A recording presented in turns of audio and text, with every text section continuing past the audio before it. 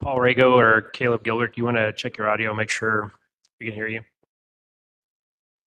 Yeah, I'm on. Can you hear me?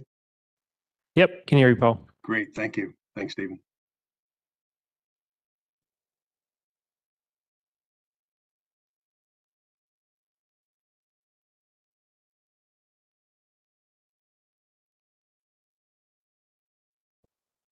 Caleb, did you want to check your audio?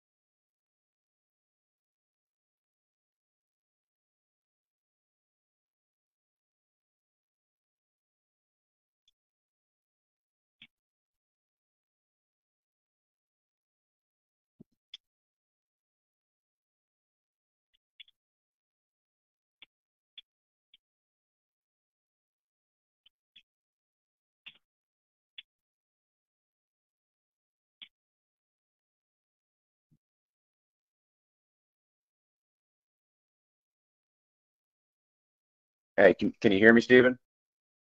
Yep, I can hear you now. Okay, good. Great. Thank you.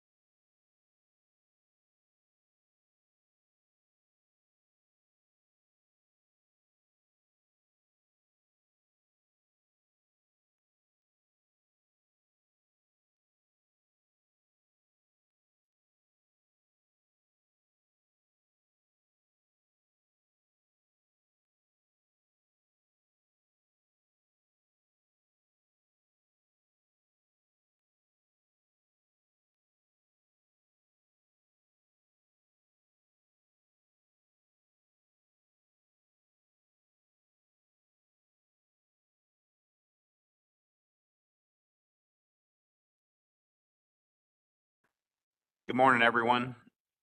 Welcome to the final day of the June Mid-Atlantic Council meeting. I think everybody had a very good night last night. The food was excellent by Jerry and the Mermaid. I'd like to thank Dan Farnham for bringing the tilefish. Let's see, Dan. And the Frolics with Bonnie arranging to get from the Frolics, monkfish and conch. And I say all of it was really good.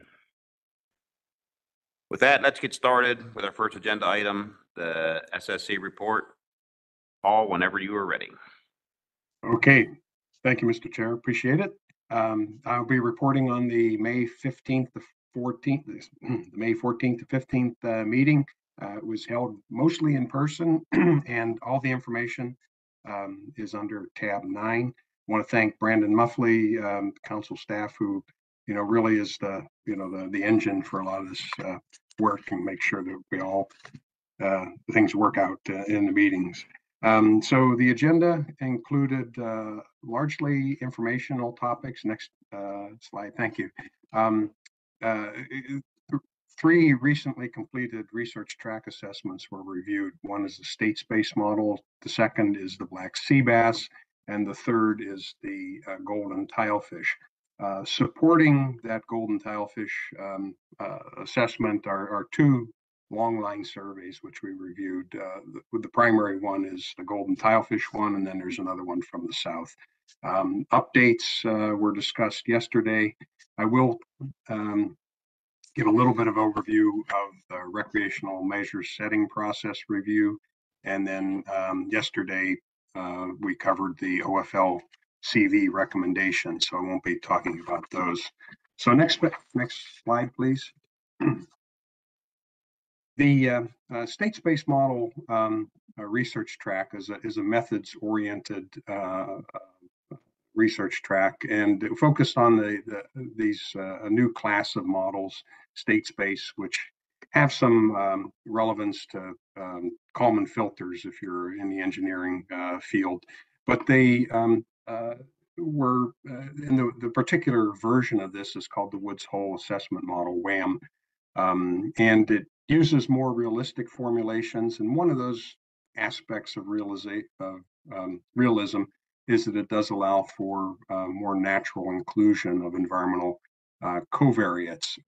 So of course, this will have the ability to potential to quantify environmental effects and ultimately, quantify climate changes.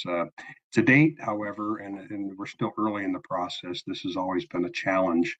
One of the advantages of the WHAM-based assessments is that they have smaller retrospective patterns, and that the projections are more realistic because they take into account the correlations among the many model parameters.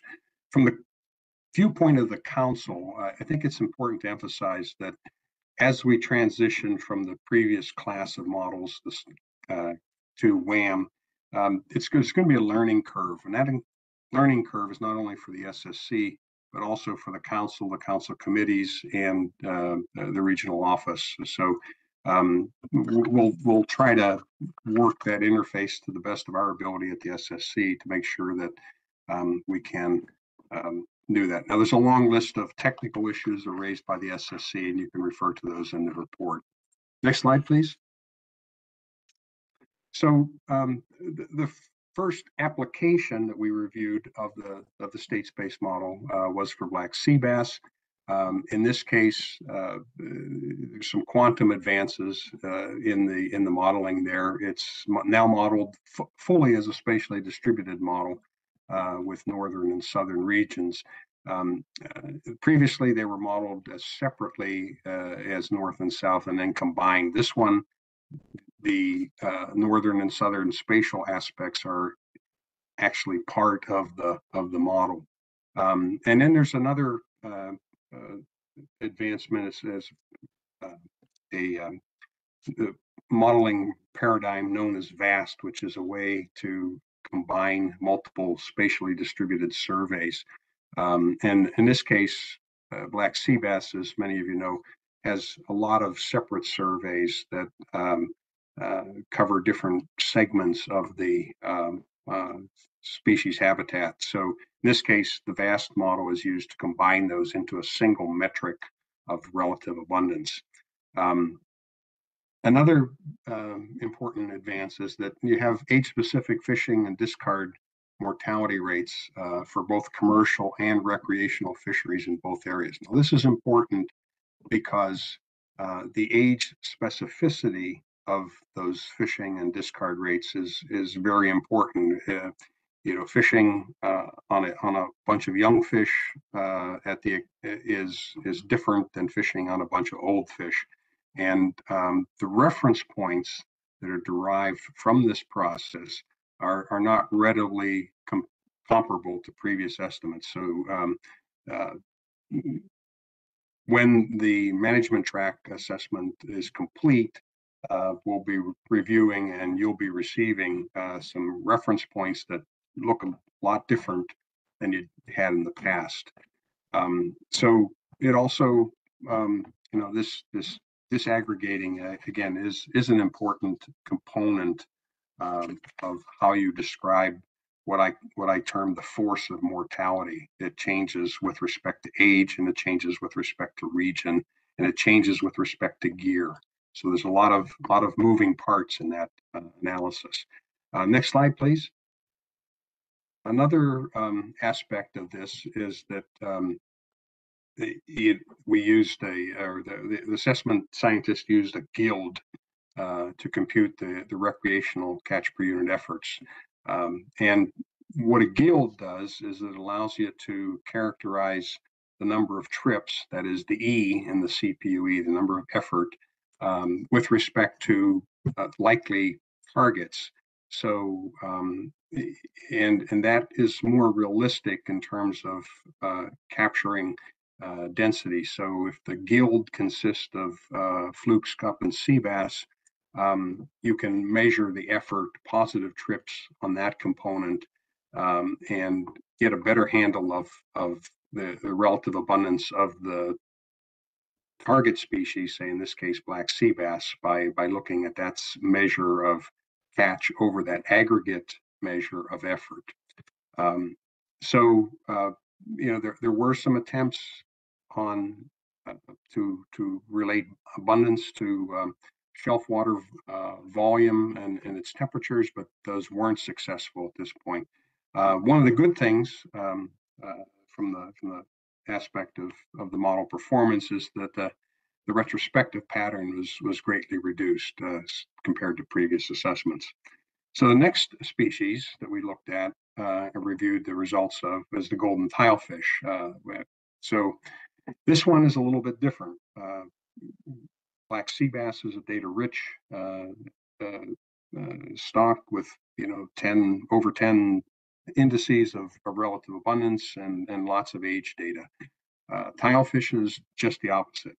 There's no established fishery independent index, and it relies completely on catch per unit effort in the commercial fleet. It also has very limited age frequency data, and you don't see them until they're several years old. So there's no way of getting an early warning of what's coming in.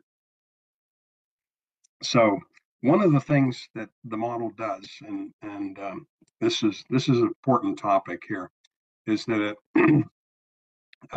there's a process called random effects, which is a way in which the models estimates things like catchability and the force of the age-specific mortality and so forth. Now, when the model included these random effects, the model results ranged from low fishing, high abundance as one end of what we thought was going on, to high fishing, low abundance. Now, this is kind of both ends of the spectrum, and probably is the scariest line, both in the stock assessment and the SSC report to the council. So that's going to be a very big topic when this management track assessment is reviewed in a few weeks. And some of the reasons for this sensitivity may be that there's limited age frequency information in the catch, and there's no real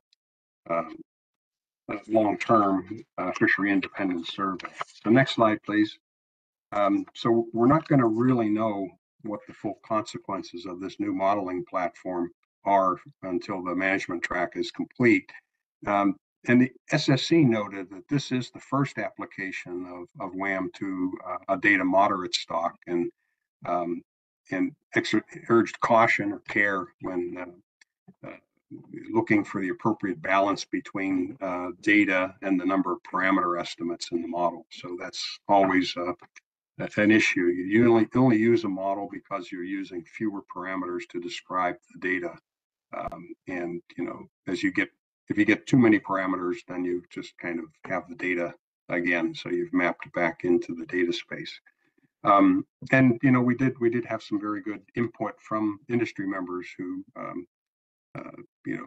noted the importance of the industry observations and perspective. And I think they characterized this assessment is characterized by that close relationship too. I want to thank all the center scientists who participated in providing these updates to us, and I think it's an important transitional aspect of the research track process, so that when the management track, the operational assessments come to the SSC, the SSC has had some conditioning on expectations and so forth. So as I said, next slide, please. Tilefish does not have a dedicated long-term survey. However, there have been 3 independent longline surveys for tilefish since 2017. And those surveys have evolved and improved, and now it's focusing primarily on golden. The first one was a golden plus blue line, which was a little too big and unwieldy. So now it's more in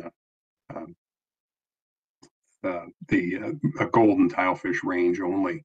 Again, it involves strong collaboration with industry. They're examining the hook size differences and catchability. And there's an important aspect of the assessment model that the longline survey can help to detect. There's what's called a dome-shaped selectivity pattern, in that the model estimates a lower force of mortality on the very oldest fish, and that can always be a problem, because you've heard the term cryptic biomass before. That is biomass we think is there, but we can't fully confirm because of the selectivity issues. So that will be an important ongoing and evolutionary thing as if the longline survey continues. We also received information from the Southeast Center on the South Atlantic Deepwater Longline Survey. This is also conducted in collaboration and conducted by commercial vessels with the direction of the Southeast Fisheries Science Center and the South Carolina Department of Natural Resources. That's a survey that goes from North Carolina to Florida, and covers depths from 76 to 366 meters. And it now is going in 2023. That survey was extended up to Delaware Bay. So it's these are both new and surveys in this, and neither one has been fully incorporated into the stock assessments. But it is promising, and we certainly encourage that information there. Next slide, please.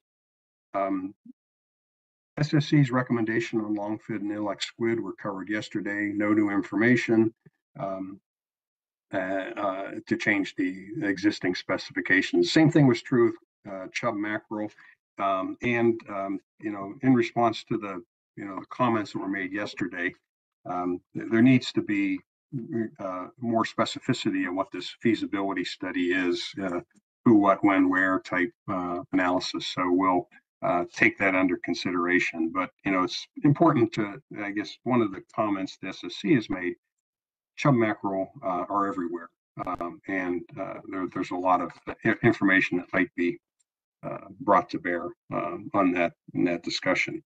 Next slide, please. We did hear a progress report. We have a subgroup that's focusing on the recreational measures setting process, formerly known as the harvest control rule. The purpose is to work with the FMAT to address potential improvements and take into account the recommendations from the previous process. And specifically, we want to have less friction than there was with the previous process, where the SSC came in late of the day and didn't. It wasn't as fully effective as it could have been in terms of advancing it. But one of the focal points is the use of F-based measures for as a metric for evaluating alternatives. The various bases associated with binning variables with respect to stock size is another issue. And then one that is important is sort of when you do change from one bin to another in those various matrices, what is the appropriate magnitude of the change in effort, so whether it's plus or minus 20% or 40% or status quo and so forth. So the SSC is looking forward to receiving some information from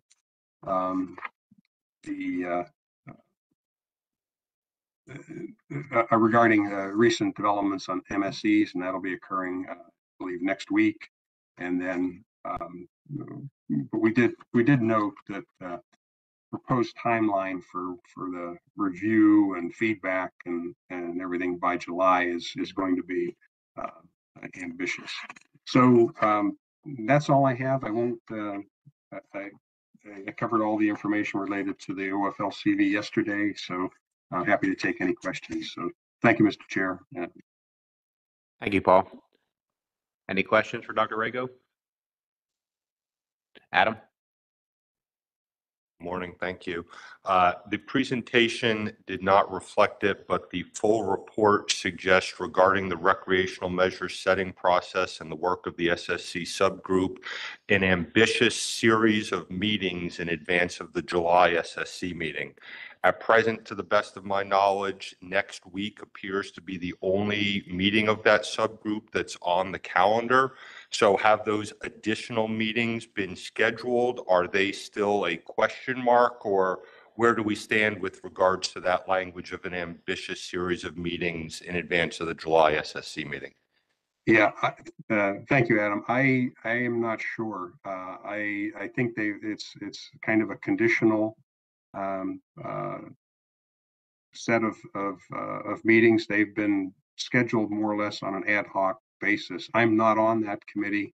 I am contributing to it with some other analyses, but I am not on that committee per se. So I cannot say what the next sequence of ambition is. But the committee itself will need to prepare an additional report on that topic. And I see Brandon has his hand up, so he may have some additional information on the next scheduled meeting. So thank you. Brandon? Yeah, thank you, Mr. Chair. Yeah, I mean, I don't know if ambitious was necessarily the right term, or I guess it depends on how you look at things. I mean, when that meeting report was being developed for the May SSC meeting, the subgroup did meet after the May SSC meeting. So there was a meeting on May 20th. We are meeting next week on June 11th. That is the last official scheduled meeting of the subgroup. The subgroup, though, is also participating in and attending FMAT meetings. So that's part of sort of the schedule that they're working through. And, I do know the group is having lots of communication, working on developing the draft report. So they're sort of not meeting formally in any sort of sense, but having a lot of discussions via email and working on documents together. So I don't anticipate any other formal meetings beyond the meeting next week because all of the presentations will have been done in regards to the analyses, but they certainly have a lot of work yet to do in order to produce the report by the July SSC meeting.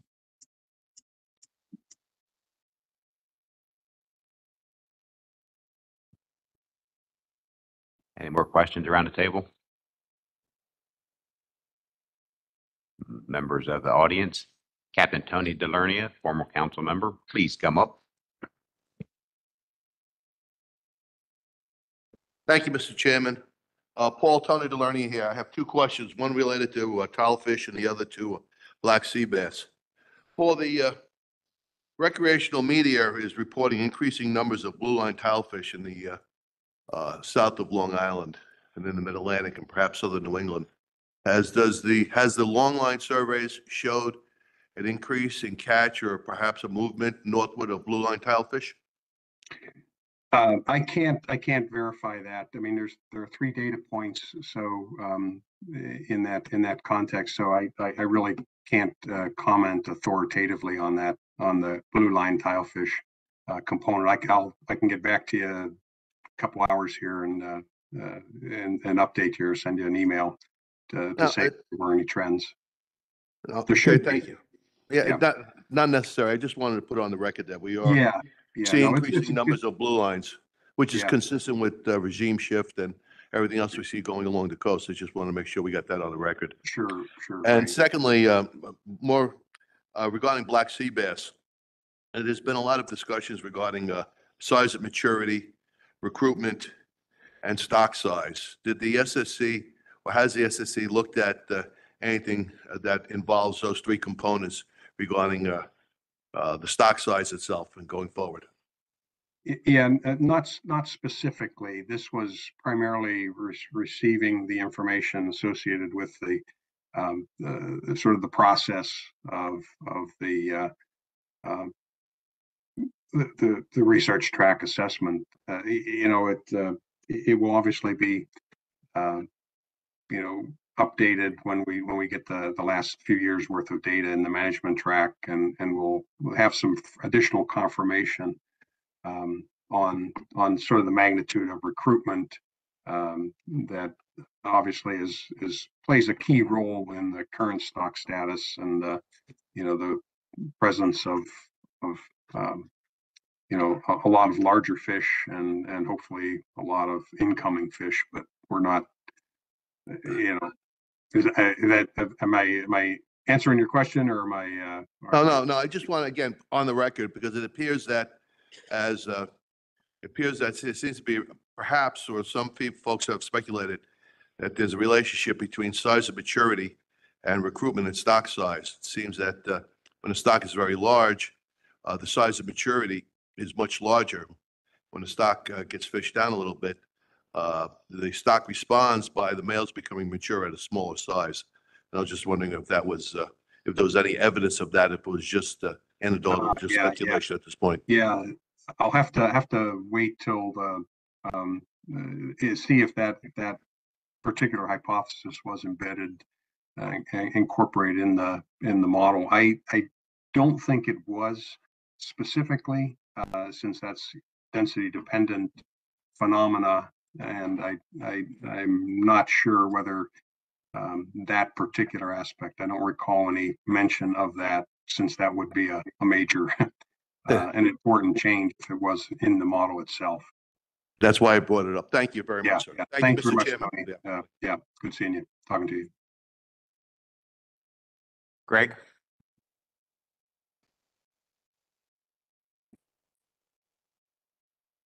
Good morning, Paul. It's Greg DiDomenico. How are you? Good, Greg. Thanks. How are you? Good. 2 questions. In your opinion, is there any evidence, even slight evidence, that we could be overfishing black sea bass?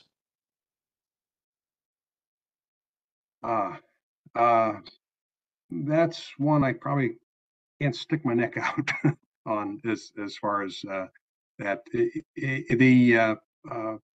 The large year class passing through the population always is kind of a time for some trepidation because it could decline faster than you think, and you could be overfishing. So I wouldn't venture a guess without seeing the updated assessment model, which I will see in a couple weeks here. Okay, thank you. Second question. When will we know if we're no longer overfishing on fluke? The management track assessment is probably coming within certainly within the next 2 years and maybe next year. That would be the first full confirmation or validated confirmation of whether overfishing is still occurring or not. As I recall, it's very slight, but obviously important. Thank you. Thank you. Any more questions for Paul? Seeing none, thank you very much, Paul. Okay, thank you, Mr. Chair. Appreciate it. Have a good meeting. Let's move on to our next agenda item, Executive Director's Report. Chris? Thank you, Mr. Chair. If you've had a chance to look at the items behind tab 10, you see a long list there. Don't freak out. I won't spend a lot of time with each one of them, but I do want to highlight some of the issues and things that we've been involved with as council staff, and I think you'll find some of the items of interest. First one is our council meeting topics page. That's something that is always the first one that we talk about. Our August council meeting is August 12th through 15th. It's in Philadelphia. I think I've told you before, it's not at the same hotel in Philadelphia, though. It's at the Westin, which is on the other side of that, where that statue is in the center of town. So right over on the other side. So very close to where we usually meet. So lots of specifications. It's like specification LaPalooza or something. There's specification discussions on surf clams, quahogs, bluefish, black sea bass, scup, butterfish, golden tilefish. So we will be busy with that. Some of them will take less time than others, but certainly a lot there for us to do. I expect that the meeting will start on Monday. I expect that it will start probably late morning. So it'll be Sunday travel for some folks. One of the other things that we're looking forward to is the council program review partnering group. So we'll be looking at that final report and see what that means for the council. You take a look at our schedule for the rest of the year. As we discussed this week, we've added to our schedule in October, which is going to be the workshop related to alternative 5, the surf clams and ocean quahogs we discussed the other day.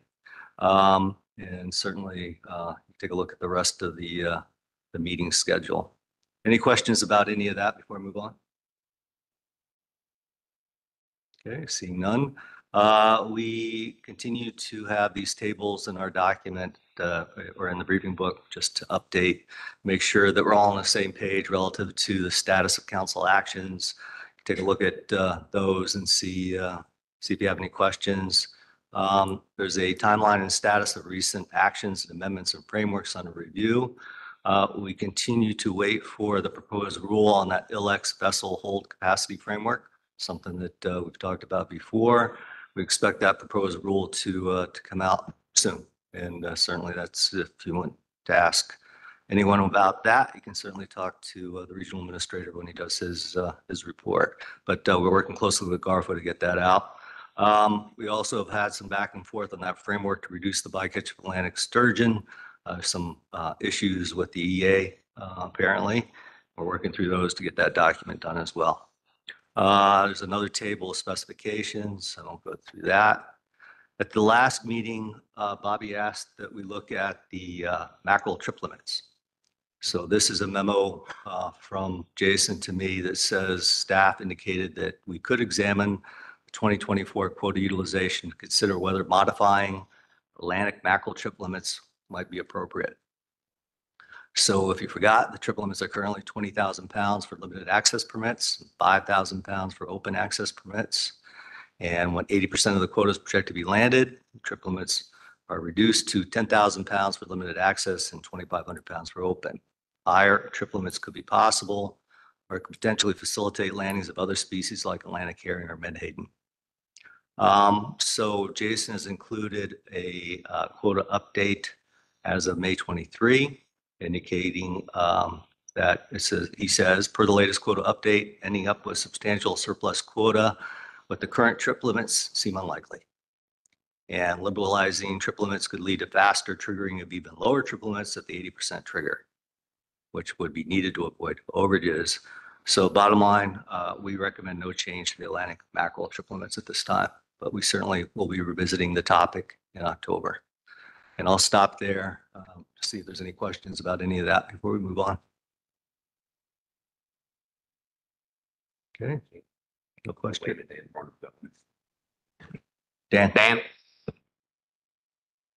Yeah, good morning, Mr. Chair. Can you hear me? Yes. Yeah, very good. Thank you.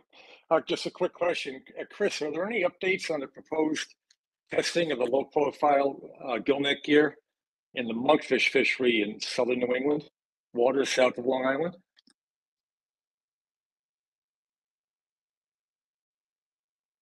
Yeah, can you say it again? We didn't quite hear you. Yeah, I'm wondering if there was any updates on the low-profile gillnet gear tests in the monkfish fishery in southern New England waters for sturgeon bycatch. I don't have any updates. If Jason's online, Jason may have. Jason is our monkfish person. Eric, it's something that does happen up in New England. Obviously, I'm not sure if you know anything as well. Jason, are you there? Yeah, I mean, I think some additional gear has been distributed. I don't know exactly what the status is, but I can check on what the status of that project is. Yep. Okay. Very good. Yep. I'll check offline with you, Jason. Thank you. Very good. Thank you. Any other questions? Okay, moving on. So the next item behind the tab is the update on offshore wind energy development, something that Julia does for us for every council meeting. Long list of things there. I won't go through all of those. A couple of things to note. In there, you see the reference to the Vineyard Wind Compensatory Mitigation Program. That deadline's been extended until June 17th. So remember, we had a conversation at the council meeting about that. So in fact, they have extended that deadline, which is a good thing. Also, there's a long list of construction activities. So there's various stages of construction that are ongoing. You can take a look at those, and certainly we can answer any questions if we can. But basically, there's Mariner updates in there as well. So important information for the folks that are out there. A lot of construction going on. And I'm not going to go through the rest of that. Certainly, again, if you have any issues or questions or comments, certainly we can talk about that. Before I do that, though, before I ask comments on that, there's a memo. The next memo in the tab is to me from Mary. So we had a conversation about this procedural directive on MSA at the CCC meeting. So I think everyone remembers that we had a meeting of the CCC scheduled for May. We actually went to it, had this conversation. NOAA Fisheries presented a revised document or a revised procedural directive. Presentation did highlight a number of revisions to that document. A number of the revisions reflected the comments that we and other councils made regarding what we believe to be the deficits in that particular document. We're still concerned about that document. It's still listed as procedural directive. As far as we can tell, it's not listed to any policy. Typically, you start with the policy, then you have a procedural directive, but in this case, we have a procedural directive. Also, concerns related to the metrics that will be used to trigger a review. We have problems. We indicated this in our council letter as well. We have issues with the use of commercial landings and recreational data to trigger those reviews and suggested alternatives. So I made some comments at the meeting. I expressed or acknowledged that in fact they have been responsive to our comments. We appreciated that. It also indicated my disappointment with other aspects of the document. The plan is that that document is done. It's final. So you can take a look at the revised version by clicking on that link. And they plan to roll it out this summer. So we'll have the procedural directive in effect this summer, and we'll see. We'll see after that how it's used, whether it's implemented or not. And I'll stop there. Any questions on wind or 304F? Okay, seeing none. Next item behind the tab is a notice. Basically, something that we asked HMS to help us with, and they did. They put this out. It's titled Recreational Tile Fish Permitting and Reporting Requirements of Interest to Some HMS Constituents. So we appreciate them getting that out. If you notice the highlighted text, it says not only, if you have this permit, what you need to get, you also need to submit a report. And that wasn't clear in some of the earlier materials that in fact folks had to report. And I think this is going to help. We continue our work relative to outreach and trying to get the word out about the importance of getting a permit and submitting those reports, and hopefully it's starting to work. The next item behind the tab is a summary document. So we've talked about IRA funding before, so this Inflation Reduction Act funding. Each of the councils was basically given money to do work related to climate change and fisheries. Once they submitted proposals, and once those proposals were approved by NIMFs, then the council could go out with RFPs to in fact get that work done. So if you take a look at that table, there's 8 projects that we submitted for a total of $2.5 million. The first 2, the one on river herring and the one on scup GRAs, we're already working on those. So we had RFPs on the street for the scup GRA, received several proposals for that. Those proposals are under review. We hope to get that going pretty soon, as well as working on that river herring one as well. And that one should be underway shortly.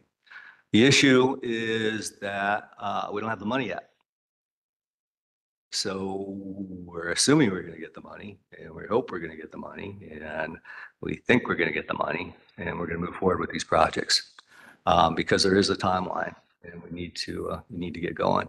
So I'm confident that we will at some point get the IRA funds, and that we'll be able to move forward with actually giving these contractors some money once we pick contractors.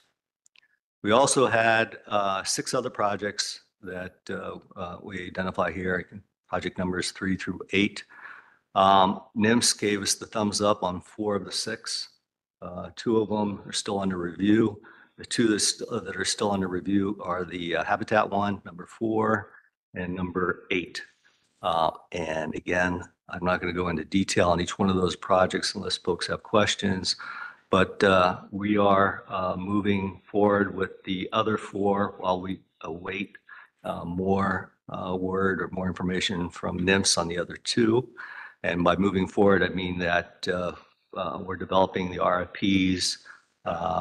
Brandon, Kylie, and others are working on those. And the process will be basically to get an RFP done, get that approved, get that out on the street, and hopefully find a contractor to do the work. So even though NIMS has given us the thumbs up on these, and even though we don't have the money, we are moving forward with RFPs, and hopefully we'll be able to find someone to do the work. I'll stop there. Any questions about the IRA stuff or anything else at this point? Any questions online? Nope. Okay. The last item behind the tab, I think it's the last item before we get to the subset of other items behind the tab, is the vacancy announcement. So this is the vacancy announcement for Carson's position. It's been out for a couple weeks or so. The deadline for applications is June 28th. So I think everyone has seen this vacancy announcement. Certainly, if you know anyone that's interested, make sure that they apply by the 28th of June. We already have received a number of applications. I expect that we're going to receive a lot more by the time we get to the end of June. Stephen, can you scroll down to the next set of things? I'm not going to go through these in any detail. These represent a number of things, including meetings that we had. So we had the East Coast Climate Coordination Group meeting in mid-May, followed by the Council Coordination Committee meeting, the CCC meeting in mid-May, followed by the Northeast Regional Coordinating Council meeting at the end of May. So the agendas for each one of those meetings is available by clicking on those links.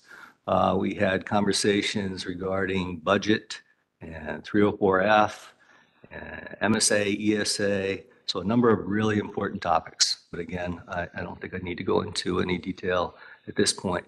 But certainly take a look at those agendas, take a look at the materials that support those agendas. If you have any questions, just reach out to me and be glad to answer those. Included in our conversations at the CCC meeting was this confidentiality proposed rule. Remember that the council sent a letter in. We have comments on that. So that letter's there to remind you of what we said there. We also sent a letter to the center based on the conversations we had at the last council meeting regarding the importance of a sturgeon tagging program. We also sent a letter to Garfo regarding the importance of IFQ tracking for tilefish. Got a positive response to that letter. Both those letters are in the briefing book. Look at that as well. And finally, HMS asked us to include this request for public comment on a scoping document for gear considerations in the HMS fisheries.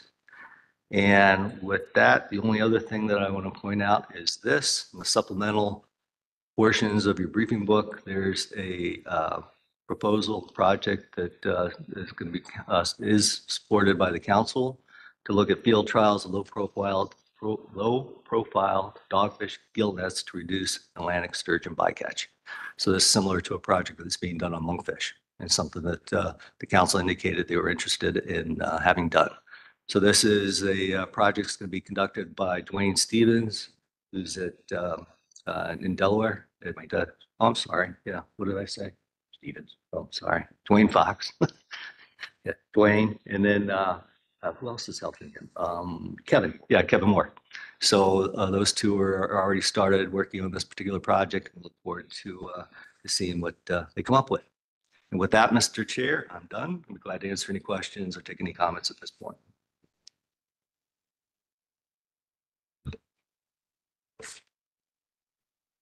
Seeing no questions or comments. Thank you, Chris. Let's move on to organizational reports. Yeah,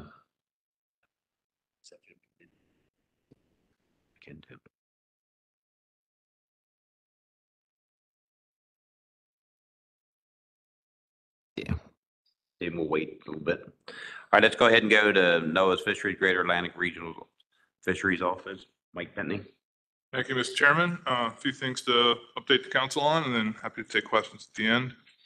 On April 26th, we published the final rule implementing the council and commission recommended measures for recreational fishing measures for summer flounder, scup, and black sea bass.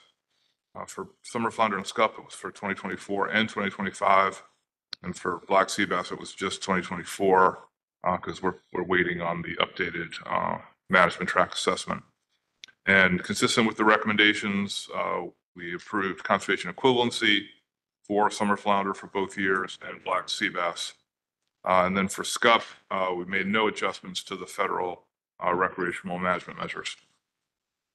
On May 22nd, we published in a slightly unusual approach for spiny dogfish, we published a temporary emergency rule to implement 2024 specifications for spiny dogfish. This was because we disapproved the council's recommended specifications based on concern around National Standard 2 and using the best available science. But in light of the concerns expressed related to National Standard 8 and continued access to the fishery, for fishing communities. We actually substituted a slightly higher quota based on some additional analysis that we did. So all management measures and requirements, including trip limits, remain unchanged, but the quota is slightly higher than what the council's recommended. The emergency rule is for 6 months, so it will expire on November 18th. But as you know, we generally extend those to cover the full fishing year. However, because it's an emergency rule, we are taking comments on the action through June 21st. Moving on to mackerel, and we just touched on this. On April 12th, we published the final rule for the 2024 and 2025 mackerel specs, consistent with the recommendations of the council and basically continuing the prior year's emergency action. And then we just heard the recommendation to make no changes to those possession limits. On April 19th, we published proposed rule for, and we heard about this yesterday, for chub mackerel and the 2 squid species. The comment period on that proposed rule closed on May 20th. So we expect to get the final rule out and published in the next week or so, hopefully maybe 2 weeks. Framework Adjustment 66 to groundfish, just for updating those of you that are interested. We published the final rule for the 2024 specifications effectively, which is Framework 66. We published that effective May 2nd. The fishing year started May 1st, so we missed it by a day, but that's, given our track record over the last several years, that's pretty amazing. And large part to the good work of the council staff and working with our team to get things done. On May 17th, we published a proposed rule to revise the groundfish recreational fishing measures for Gulf of Maine cod and Gulf of Maine haddock. The comments on the proposed rules were due on Monday. So obviously we're working through those comments and we'll get a final rule out as soon as we can. For those of you who've been following along with some lobster issues between the Commission's Lobster Board and the agency, there have been a long-standing action to establish some ownership caps in trap cap reductions in areas 2 and 3. We had implemented that action through an interim final rule last year. Upon reflection, the Commission and the board requested that we rescind those regulations.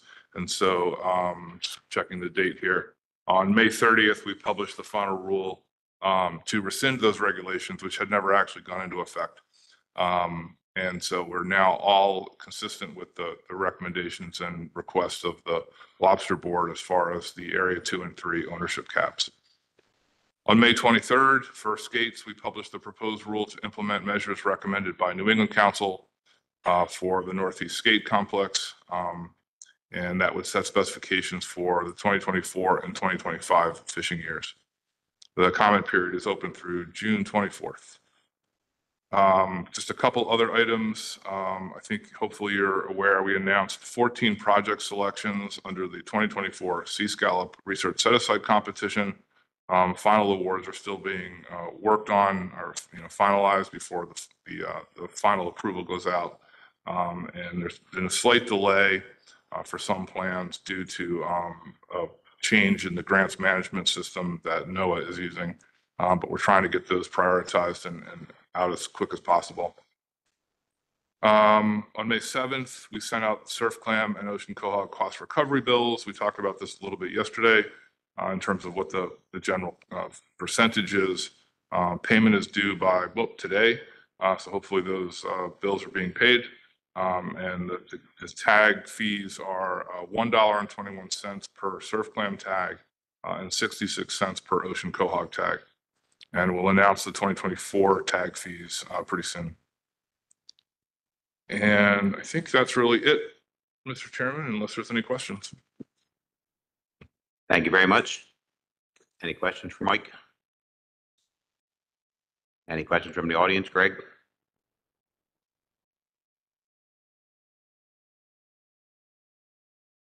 Greg DiDomenico, Lund's Fisheries. Mr. Chair, is it okay if I ask a question of Regional Administrator Director? Thank you. Mike, can you give us any idea where the ELEX vessel hold measurement action is at this point? Thank you. Thanks. So I think we mentioned this yesterday. It was discussed a little bit, but we received the formal submission from the council on last Friday. And so we're working through that document, developing the proposed rule. The next step in the process is for us to provide draft regulatory text to the council for their deeming. And hopefully we'll get that done relatively soon. And then once we have that in hand, we'll be able to proceed with the rulemaking. It's not been a top priority, particularly for the staff that work on the squid, mackerel, and butterfish FMP with the multiple actions related to mackerel and other things going on. Those took top priority. One more, if I could, Mr. Chair. Mike, could you maybe give us an update on our threadfin EFP? We're continuing to run into log jams, and it's going on about 3 years, and we've put a significant amount of time and resources into this. Thank you. Yeah, thanks, Greg. So I wish Jeff Kalin was here actually, because he's the one we've been working with. And as far as I understand, the last formal step in the process was we provided a number of comments and requests for changes to the environmental assessment that was prepared to support the proposal. But as I understand, the last time I spoke with Jeff, there's been some issues with the people that prepared that under contract.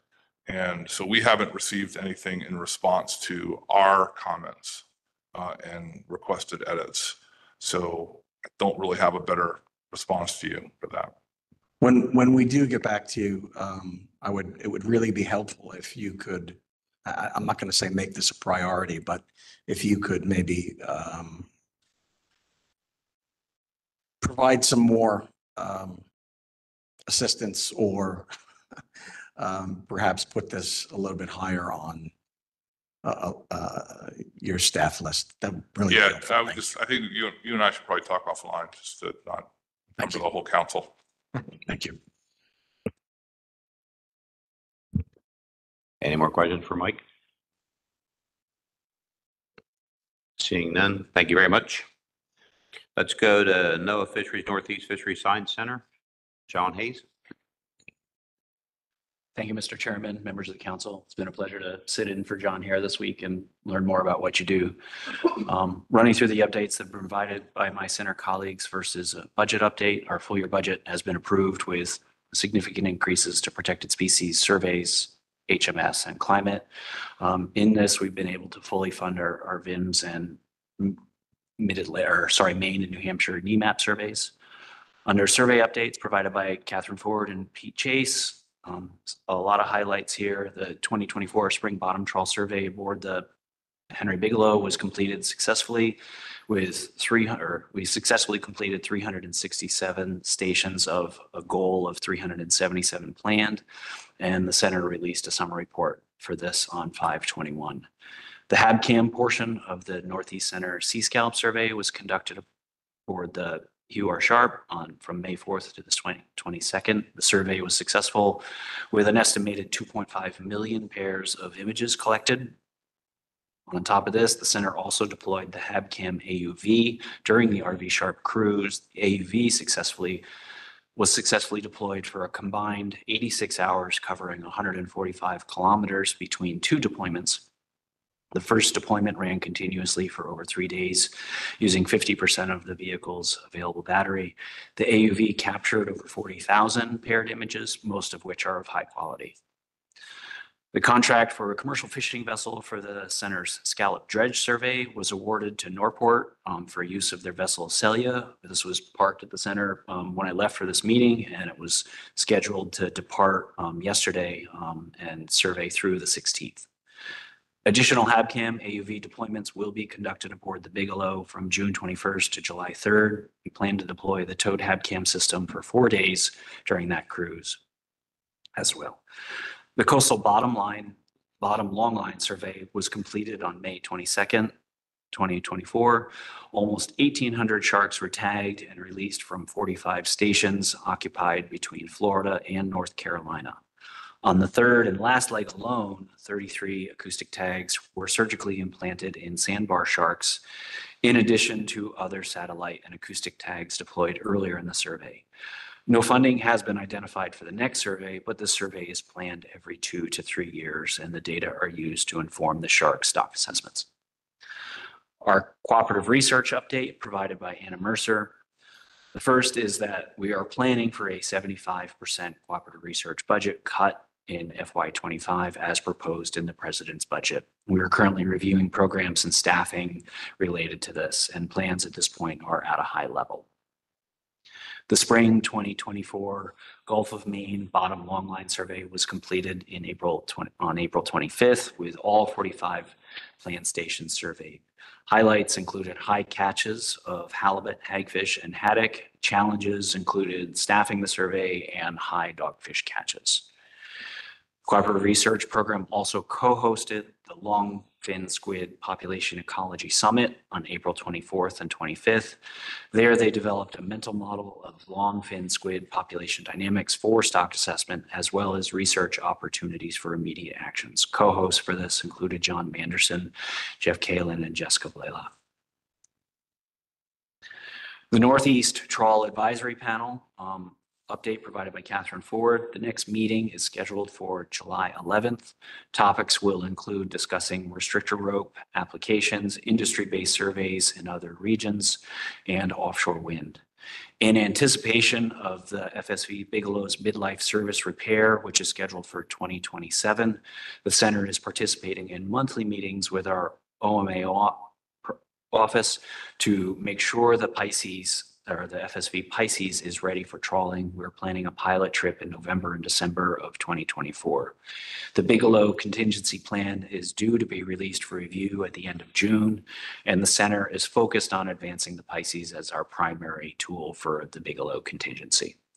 It is also likely that industry-based survey will be needed to address offshore wind survey mitigation needs. Shifting gears to our FMRD division, observer updates provided by KB McCardle and Ryan Shama. Our 2024 SBRM year is underway, which began on April 1st. On May 2nd, the 2024 C-Day schedule, the 2024 discard estimation technical memo, and the 2024 observer C-Day allocation technical memo were released, and I have a website that those can be found on if requested. And then in terms of data quality, our observer program expects to meet all critical data availability deadlines in 2024. Switching topics to assessment updates provided by Michelle Traver from our Population Dynamics branch. All of our 2024 peer review meetings will be hybrid, with the in-person elements being held in Woods Hole. AOP and most working group meetings will continue to be held virtually. The research track steering committee was held virtually from April 24th to 26th of this year. The report is being drafted and will be shared upon completion. On the topic of research track working groups, all working groups have presented their work plans to the assessment working group and will continue check-ins to ensure progress. Working groups that continue to meet regularly include longfin squid, winter flounder, sea scallop, yellowtail flounder, and Atlantic herring. For protected species, we have significant updates. One is the part of me being here is we've recently completed our transition from being a branch to a full division at the center. And then significant talking points for this group include that our right whale calving season, we thought was complete a while ago, but as of last week, there was an update that an additional right whale calf was discovered, bringing us to a total of 20 calves for the year. Unfortunately, 5 calves have been reported dead, seriously injured, or not observed again with the mother. And we have a website where this is available to review upon request. The center and collaborators are conducting aerial surveys in the Mid-Atlantic, New England, and Gulf of St. Lawrence regions, and are also monitoring an increasing network of acoustic receivers along the coast. All detections that we have are available on whalemap.org. A lot of whales for this body, just as reference, a lot of whales are still present in the Mid-Atlantic as of last week, including North Atlantic right whales found in 5 distinct areas from the New York shipping lane south to Virginia. Offshore wind updates provided by Libby Jewett. Mitigation plans for 8 existing and 3 new fishery surveys were reviewed by a public peer-reviewed panel on May 22nd to the 24th. This was convened as a sub-panel of the New England and Mid-Atlantic Fishery Management Council's Scientific and Statistical Committees and the Atlantic States Marine Fish Commission's Assessment Science Committee. Input from the panel will be integrated into the plans before finalization and publication as a Northeast Survey mitigation program. A similar review of mitigation plans for 6 protected species surveys was conducted by a panel of experts from the Atlantic Scientific Review Group on May 29th and 30th. A hook and line pilot survey, which is a new survey which can sample in structured habitats not accessible to existing Northeast Center surveys, began in March 2024 and will continue to collect data through at least June of this year, and hopefully extending sampling into fall of 2024 if possible. Further refinement of methods and additional hook and line surveys are being planned for 2025 and onwards. The center is launching a major research effort to assess the effects of wind turbines on oceanography, phytoplankton, and zooplankton in the Nantucket Shoals region. The center is also funding research into the impacts of turbines on fish hearing and behavior, analysis of anthropogenic noises before and during wind pre-surveys and development, and further development and testing of novel survey approaches amenable to sampling in wind energy areas include the hook and line eDNA and trap and video surveys. Our ecosystem-based and fisheries management updates provided by Scott Large. The state of the ecosystem reports have been prepared for both councils and continued efforts to improve, and we are continuing with efforts to improve synthesis across indicators. We are developing ecosystem and socioeconomic profiles, or ESPs, as part of the following stocks and species. This includes yellowtail, Atlantic herring, longfin squid, scallop, and lobster. We held a workshop in May 2024 with representatives from each the Center, Council, SSC, and ASMFC to discuss how ESPs can be used to improve decision-making at multiple levels from the assessment, SSC, and Council levels. The Climate, Ecosystems, and Fisheries Initiative that was discussed earlier in the week we have formed a Northeast Decision Support Team, and we hope to add a member of council staff to that team. The team includes ecosystem modelers, stock assessment scientists, oceanographers, fisheries ecologists, protected species scientists, and social scientists, among others, with the goal of incorporating regional ocean model output into scientific advice. And then finally, marine carbon dioxide removal is probably a new topic. Marine CDR references the ocean climate solution, which involves leveraging the ocean to remove carbon dioxide from the atmosphere. Research is underway globally to evaluate the effectiveness of a range of approaches, and locally, an MCDR research field experiment using the approach called Ocean Alkalinity Enhancement, or OAE, will be led by researchers at Woods Hole Oceanographic Institute. It is proposed to start this summer or early fall as a pilot study south of Martha's Vineyard. The project will entail the release of alkalinity in the form of sodium hydroxide and a rhodamine dye tracer. A complete permit has now been submitted to the EPA. Details are available at WHOI's website. The project is called Loch Ness without an H, LOCNESS. We anticipate NOAA Fisheries and likely GARFO will review the permit request to the EPA. The permitting process requires a public comment period, which will happen simultaneously with agency review. This concludes my report. I'm happy to take any questions and answer to the best of my ability or seek answers from my center colleagues. Thank you, Sean. Any questions around the table? Chris Moore? Thanks, Sean. There's the last item that you mentioned is something that we talked about briefly at the council meeting or the last council meeting. So I sent around the notice. It was the EPA notice. I don't think it was a NOAA notice, but there'll be a case. I don't think you said this. There's going to be a listening session on June 17th from 6 o'clock to 7:30. So if folks are interested in that particular listening session, certainly they should participate. But Yeah, thanks for bringing that up again, because there is interest around the table. Thanks. Michelle? Thanks, Mr. Chair. Not a question, just a comment. Both Paul Rago and I participated in the Ecosystem and Socioeconomic Profiles workshop that was held by the center, and I just wanted to thank everyone at the center for, it was an excellent workshop, really focused on trying to find ways to, bring these products into the management process and make them useful for council. So I'm sure we'll hear more about that later. Eric? Thank you, Mr. Chair, and thank you, Mr. Hayes. So you mentioned NTAP, the meeting on July 11th. Would it be possible to get from the service? There is, I think it's section 2, which is the equipment requirements for vessels. There is a suggestion from the working group, which Bobby and Wes are on that working group as well, on what existing industry gear on the pilot vessels already have. But we have to have a definitive answer from the Science Center on what are the requirements for equipment. There's a suggestion of auto trawls and a bunch of other stuff that we don't think is necessary, but we have to know what the equipment is going to be, what equipment is going to be required by the Science Center.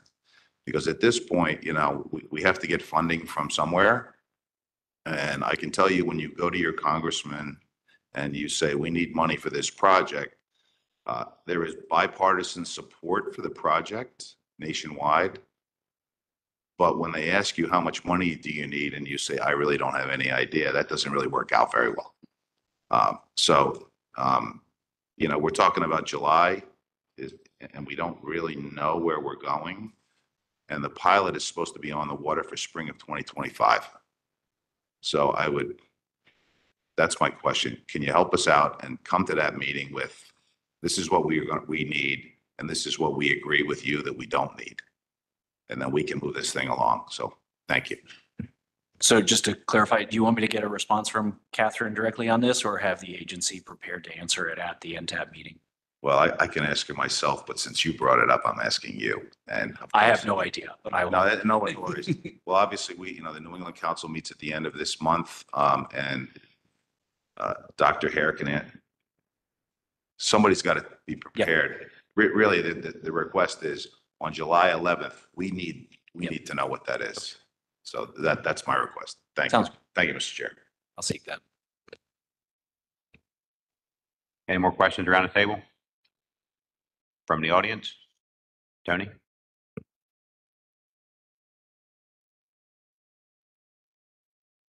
Thank you, Mr. Chairman. Dr. Hayes, my question refers to first part of your discussion regarding the research vessel Pisces substituting for the, now that's the boat that's normally operating out of Southeast Fisheries Science Center? Yes. Okay. How does that compare in size, to the Bigelow? It's basically, the current FSV program, when all these platforms were built, they were all built to a standard spec and design. They all have subtle differences, but it's essentially the same class of vessel. So this is the same class?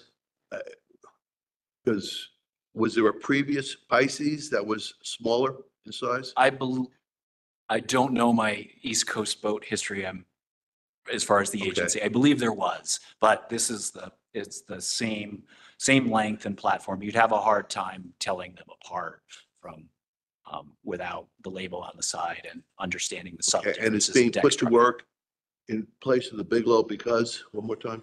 The Bigelow is due for its mid-year service, or midlife service, which we expect to be a 15 to 18 month process to be significantly overhauled before going out for its second life. So it's going to be a significant period where it's unavailable. And so we're looking at the Pisces to be the surrogate vessel to complete surveys during that period. Okay, thank you. I thought it was it was the smaller class Pisces that existed. No, it's the same class of vessel. Yep. Any further questions? Seeing none, thank you very much, Sean. Thank you. Move on to NOAA Office of General Counsel, John Almeida. Thank you, Mr. Chair. I'm going to start with the Lofstad case. You may recall that this was a challenge to the Mid-Atlantic's commercial rec allocation amendment. And this was an appointments clause case where the plaintiffs argued that the council membership violates the appointments clause of the U.S. Constitution. You may recall that we received a favorable ruling in the district court, and the plaintiffs have pursued an appeal to the Third Circuit. Last week, the government filed its appellate brief, and the plaintiffs will file their reply brief on June 21st. And at this point, the Third Circuit has scheduled oral argument in that case for July 8th. Another case relating directly to Mid-Atlantic action is the Natural Resources Defense Council case filed in the District of Columbia. And you may recall this is a Magnuson challenge to the recreational harvest control rule framework. This case, as you may recall from my reporting, both challenged the framework itself and the 2023 recreational measures rule that used the percent change approach for the first time. We had briefed the case up fully on the merits, and we were waiting for a decision from the court. Since our last meeting, as Mr. Petney reported, the 2024 recreational measures final rule was published. And with that new rec measures final rule, the plaintiffs filed a supplemental complaint that brought that into the case now. So it's similar to the challenge to the 2023 rule that had already been briefed, but now we added in the 2024 recreational measures rule. We filed the administrative record for the 2024 rule, and the parties are working on an expedited briefing schedule to address the new claims. The plaintiffs will be filing their opening brief on these claims next week, and we expect that it'll be fully briefed by the middle of July. With regards to right whale litigation, the Massachusetts Lobstermen's Association case regarding the wedge area rule, the wedge closure off the coast of Massachusetts. You may recall that case moved very quickly through the district court in Massachusetts, with the district court ruling against NIMFS on March 15th. Since our last meeting, NIMFS has filed a notice of appeal of the district court's decision in the First Circuit. And I believe in the last few days, the court issued a briefing schedule, which will have the case briefed up over the summer. The Maine Lobstermen's Association case, you may recall this was a challenge to the 2021 Fisheries biological opinion with regards to the provisions relating to right whale and the lobster fishery. NIMFS won that case in the district court, but the DC Circuit reversed. And all that remained was the resolution of the plaintiff's petition for attorney's fees. And since our last meeting, the parties reached a settlement agreement on the claims regarding fees, and that's the end of that case. No more to be done in that case. The other case before Judge Boasberg, the Center for Biological Diversity Conservation Law Foundation case that also challenged the 2021 Fisheries biological opinion, as well as the 2021 Take Reduction Plan Amendment rule. This obviously had a convoluted history. This case went back to 2018, but where it stands now, in light of the provisions of the 2023 Consolidated Appropriations Act, the case has been dismissed as moot, and the court's 2022 summary judgment decision and the associated decision on remedy have been vacated. At our last meeting, I believe I reported that the Center for Biological Diversity have filed a notice of appeal on that dismissal to the DC Circuit. Since our last meeting, that group withdrew its appeal. And so now the case went back to the district court, with the one remaining issue in the case being a petition for attorney's fees, which the plaintiffs filed on Monday. NIBS has until September 3rd to respond to this petition. That's all I have in my report. If anyone has any questions, I'd be happy to try to answer them. Thank you, John. Any questions? Eric? Yeah, thank you. Thank you, Mr. Almeida. Do you have any idea where I think it's Green and Conrad versus Biden? It's a challenge to the Antiquities Act. I think that's filed in New York, in this district anyway. Do you have any idea where that is? Off the top of my head, I'm not certain. It's in the early stages. I'm not sure if an answer has even been filed yet. I can check into that and get back to you, Eric. Yeah, I'd just be curious only because we're sitting in New York and I think it's filed in New York. So that's why I asked. Thank you. Any more questions? Seeing none, thank you very much. With that, a couple people still have to check out and all, so let's take a quick break till 10:30 and we'll come back and finish up.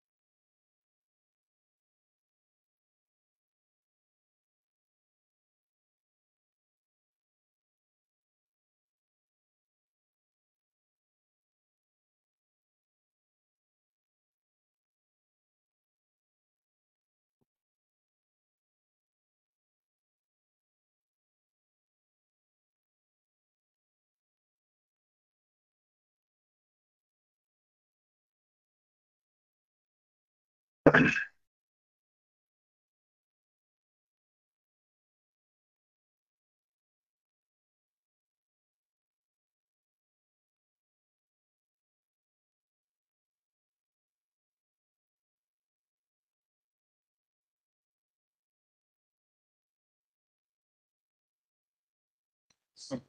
right, welcome back, everyone. Let's get started and get finished up with our organization reports. We'll start with NOAA Office of Law Enforcement. Caleb, whenever you're ready. Thank you, Mr. Chairman. Can you hear me okay? Yes. All right. Good morning, council members. Sorry I couldn't be there in person today or for the meeting. I'll start by saying there has been no change in our top 2 enforcement priorities within the Northeast Division of OLE. Those continue to be right whale conservation and observer program support. As always, we continue to cover all living marine resource conservation objectives in our portfolio, such as blue line tilefish enforcement that I'll cover in a little bit. But starting with our right whale enforcement efforts to reduce the number of ship strikes, numerous speed rule investigations are currently underway, and our case processing totals since we began ramping up our right whale conservation priority back in 2022 are now up to 74 cases. That's up 5 cases from the 69 cases, I believe, I reported at the April meeting. On the outreach side of our speed rule enforcement efforts, our investigative support program staff are preparing to send out 196 compliance letters to new vessels who, based on AIS data, were in violation of the 10-knot speed rule. The total of related compliance letters for reference that we've sent out to vessel owners since we began that effort back in 2018, that's a total of 1,500 letters, soon to be almost 1,700 with that another 196 forthcoming. Regarding speed rule focused patrols and operations since the April meeting, in mid-April, an enforcement officer alongside New York Joint Enforcement Agreement or state partner enforcement conducted a right whale seasonal management area patrol in the New York, New Jersey SMA, and all 9 vessels 65 feet or greater whose speeds were checked were sailing in compliance with the 10-knot speed rule. Later, an enforcement officer carried out 2 right whale speed patrols with New Jersey JEA within the Delaware Bay SMA. A total of 11 vessels were monitored then. Patrolling officers provided compliance assistance to 1 vessel observed in violation of the speed rule during those patrols. Last, at the end of April and into early May, 4 enforcement officers, 2 of our special agents, 6 MAFS JEA officers, and a U.S. Coast Guard small boat team conducted a 3-day right whale operation in the off Race Point and Cape Cod Bay SMAs. And 4 vessels greater than 65 feet were observed and checked for speed as part of that operation, and compliance assistance was provided to 1 vessel traveling just over 10 knots during that op as well. On to our Atlantic large whale take reduction plan, right whale conservation enforcement efforts. Apart from the Joint First Enforcement Agreement patrols, our state partners conduct independently, such as documented in figures 2 and 3 of our Q2 report prepared for the council for this meeting on page 8, I believe. We've participated in a couple take reduction plan focused patrols so far in the Q3 of FY24. Starting in the Northeast, in the first week of April, an enforcement officer partnered with Mass JEA or Environmental Police and the Division of Marine Fisheries with Massachusetts to haul a total of 19 trawls in the northeast corner of the area in Matt's Bay known as the Wedge that I believe John just mentioned in his report. Next, in late April, 2 enforcement officers conducted the first of 3 mid-range contracted take reduction plan gear hauling patrols we planned for this year. Hauling efforts on this patrol were focused in federal waters north of Gloucester, Mass. 13 individual trap trawls from 9 unique vessels were hauled and inspected for compliance with the Take Reduction Plan and the Atlantic Coastal Fisheries Cooperative Management Act regulations. 6 of the trawls from 4 unique vessels were found to have Take Reduction Plan violations in that patrol. Then in early May, EO enforcement officers conducted the second of 3 mid-range contracted Take Reduction Plan gear hauling patrols. Hauling efforts for that patrol were focused in federal waters of Ipswich Bay and east of the New Hampshire-Maine border. 20 individual trap trawls from 16 unique vessels were hauled and inspected for compliance with the Take Reduction Plan and the SAFMC regulations. 6 of the trawls, all from unique vessels, were found to have Take Reduction Plan violations, and 2 trawls from an additional vessel also had Take Reduction Plan violations.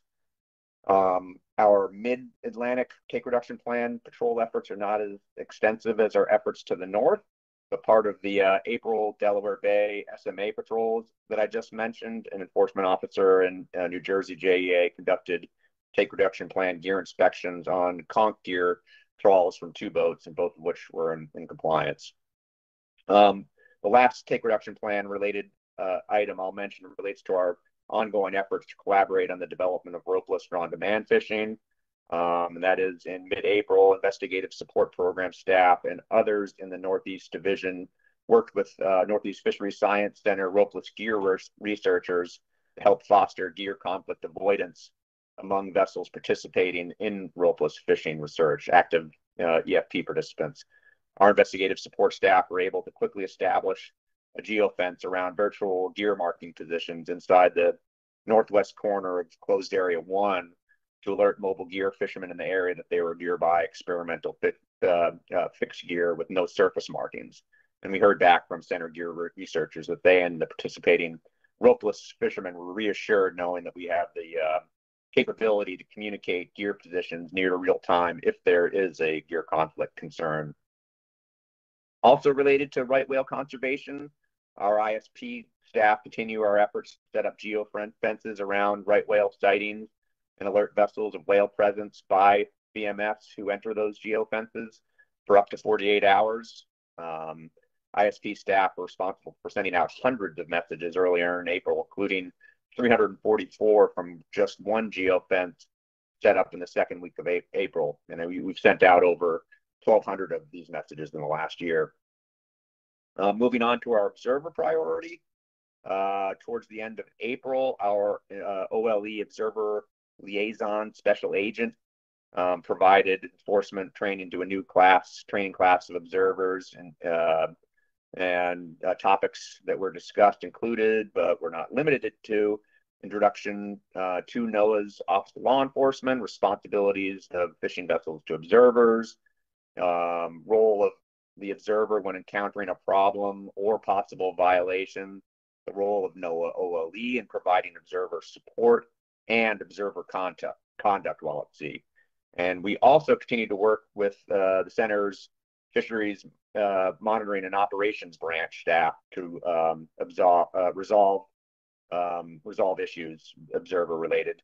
We work with FMO staff, observer providers, and vessel operators to try to resolve a number of observer related issues with compliance assistance in the last month. And related to blue line tile fish enforcement, as I promised earlier, I'll give an update there.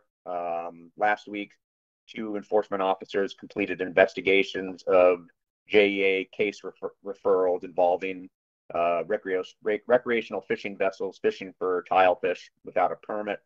One investigation resulted in compliance assistance being provided, and another resulted in a written warning. Also back in April, NEO closed another JEA blue line tile fish referral with compliance assistance, and that case involved fishing without a permit as well.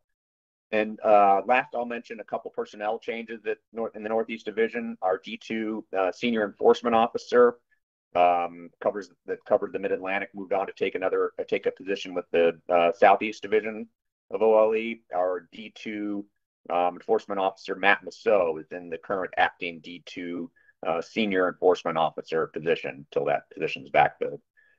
Our D1 SEO vacancy did fill. that was left vacant end of last fall by a longtime D1 SEO David Testaverde. And so our D1 enforcement officer, Kevin Schweikowitz out of Rhode Island, is our new D1 SEO. And at headquarters, Assistant Director James Binnicker continues his role as acting director while the efforts continue to backfill that position. And that concludes my report, Mr. Chairman. I'm happy to take any questions. Thank you, Caleb. Any questions or comments for Caleb? Seeing none, thank you very much. Oh, and FYI, Caleb, just between me and you, Emily said there was a whole list of stuff she'd like you to have done before she gets home tonight. So, yeah, I'm just saying. It's on the public record now, Mr. Chairman. Thanks. Let's go on to U.S. Coast Guard report. Lieutenant Commander Matt Cayley. Good morning, Mr. Chair. Can you hear me okay? Yes, you sound fine. Awesome. Thank you. Well, good morning, everyone. Apologies for not being able to be there this week. This is actually my last week before I transfer into a new unit. So wrapping a few things up. In my absence, Katie Moore, that supports the Atlantic area Fisheries office there and supports the state commission. She'll be filling in at the August meeting. And then my replacement will be in mid-August, Josh Moen, who's coming from a cutter up in Alaska. So with that, I'll go ahead and get into the report. During the past 2 months, April and May, we've conducted 71 fishery boardings, which is pretty comparable to what we did last year this time. Most of the focus was on scallops, HMS, summer flying black sea bass, and scallop commercial fisheries. And then down south, dolphin, wahoo, coastal migratory pelagics, and the snapper grouper fisheries. We've seen quite a bit of activity up in the New York Bight scallop management area there off of New Jersey with the increase or with the opening 1 April there. So we've been sending a fair amount of patrols up there. And then down south, some of our the recreational season has started to pick up. So which is pretty consistent for this time of year. We did run an operation down south, op group for grabber, where we had one violation. The op was specifically focused on enforcement of South Atlantic snapper grouper species with an emphasis on the marine protected areas down there. It was a joint between our units in North Carolina and South Carolina, in addition to NOAA OLE officers were present and supporting. We conducted about 33 boardings in the North Carolina region. We issued 4 safety violations and 1 fishery violation. The enforcement action report was issued by the Coast Guard cutter Richard Snyder on 30 April for a commercial boat that was transit in the snowy grouper marine protected area down there with grouper species on board and the fishing gear that wasn't properly stowed. We also concluded at the end of April our Operation Right Speed, which is the target enforcement for the seasonal management areas for the right whale speed zones. We had 1 hailout during that period for a total of 34 hailouts that we've conducted throughout the course of the operation over the past 6 months. Moving into our commercial fishing vessel safety efforts, we've issued 76 we've conducted 76 dockside exams and issued 57 decals. Fortunately, we didn't have any terminations during this period, which is a good thing. Moving into the search and rescue cases, we've had 9 reported marine casualties involving commercial fishing boats. We had 1 due to a fire that we responded to on the 10th of May. Our unit up north, Sector Delaware Bay, received a call from the Hope in Sydney that was had a fire extinguished, or had extinguished an engine room fire, but then had a reflash occurred. So we diverted a cutter that was in the area, but before they arrived on scene, the vessel was able to fix the engine issue that was causing the fire, and they were able to continue to their transit down North Carolina. We had a couple groundings that occurred during this period. One was on 11 April, where Sector Virginia had received notification from the fishing vessel Hopewell that they were aground about 2 miles east of the Hampton River Bridge Tunnel.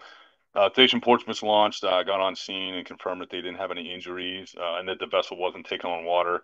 So the fishing boat was able to get refloated at high tide and then proceeded to Chest Bay, but then it became disoriented and they anchored. So Station Cape Charles, which is the kind of the close one there, they were able to launch and tow the vessel to the Hampton Fish Market. We had another one then about 2 weeks later down in Virginia that the Seven Seas ran aground in vicinity of the Chesapeake Bay Bridge Tunnel. They, after losing some power, Station Little Creek launched and determined that there weren't any injuries or obstructions in the channel. The vessel was able to get refloated during high tide and transited back to New Bedford in Massachusetts there. We had another one in May up north. Station Manasquan had received a report from Towboat US that they were assisting the fishing vessel Major Expense, that they were aground in Gull Island in the Manasquan River. They didn't report any injuries, and Towboat was able to pull the vessel off with some assistance from the small boat station, and they were able to moor in Cooks Creek. And kind of a post search and rescue boarding done at the dockside revealed that they had lost their steering gear while transiting inbound, and that caused them to run aground. And then lastly, on the grounding front, we had the fishing vessel Gregory Leonard. They ran aground in the vicinity of Point Lookout in Maryland. Station Inigos up in that area launched and confirmed that they didn't have any injuries on board, and that the vessel was taken on water from a previous patch that had failed. So the vessel reported that they were able to get the flooding stopped, fortunately, in deep water, and then repair the failed patch, and then they were able to get the Coast Guard unit there, escorted them to the Madison at the pier there. We had a couple loss of propulsion steering issues. One was up north in the beginning of April. Sector Delaware Bay received a call from the fishing vessel Tina that was being towed. They were towing the disabled vessel Amanda C that had originally requested assistance from commercial salvage, but they were unable to assist. So Station Manasquan was able to launch and relieve the tow at the entrance there at Manasquan Inlet and safely moor the vessel at their home port in Port Pleasant.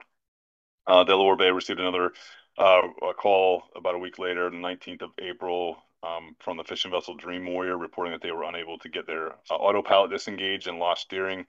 So the station there up in Manasquan launched, and while they're in transit, the vessel was able to regain control. So the station just escorted them back to the dock in Manasquan. Had one in May, 21st of May. The station Barnegat Light arrived on scene to a fishing vessel. Allison experienced some fuel issues. They weren't sure if they were going to make it back to the inlet safely, so the station kind of remained on scene until Towboat US was able to get there and tow the boat back into Barnegat Light. And then lastly, May 22nd, Sector Delaware Bay received a notification of the fishing vessel Sea Dog had experienced a reduction in propulsion while transiting through Barnegat Light inlet there, and then the station was able to launch and escort the boat back to the pier. On our outreach efforts, our commercial fishing vessel safety information outreach efforts, the district and some of the sectors are conducting efforts for dock walks, training, educational efforts, things of that sort, which is what they typically do during this time. That kind of concludes my report. I wanted to finish by saying that I've enjoyed the past 3 years supporting the council. I have a lot of respect for the work that goes on in the management of fisheries. I appreciate all the professionalism that's displayed around the table and dealing with some pretty challenging issues and that can be pretty contentious at times. But I've really enjoyed my time here, so appreciate all the support that received from the Coast Guard. So that's all I have, and that concludes my report. Pending any questions, thank you. All right, thank you for your report, Matt. Any questions or comments for Matt?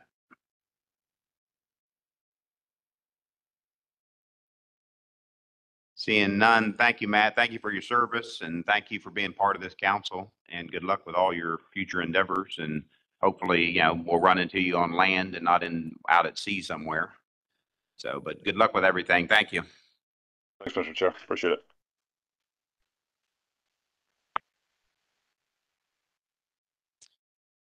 Before we go on to the liaison reports, we're going to go to a report on the executive committee.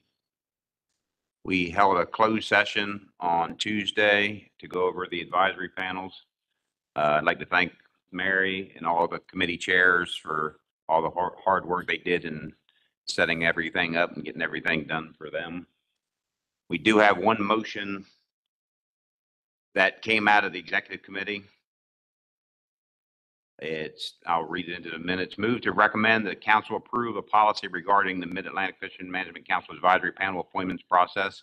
This policy would prohibit individuals who serve on the Atlantic States Marine Fishery Commission co-manage spiny dogfish and jointly manage summer flounder, scup, black sea bass, and bluefish species boards from serving on specific council advisory panels for these species.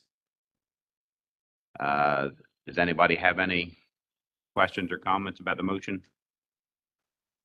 Adam?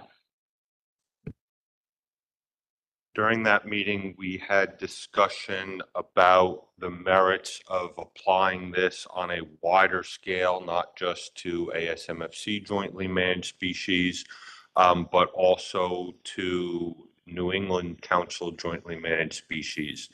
I did do some work. I've got a proposed substitute motion, but before I made that, I was wondering if there were any comments from leadership, the executive director, staff, if they had thought any more about this since we drafted this motion.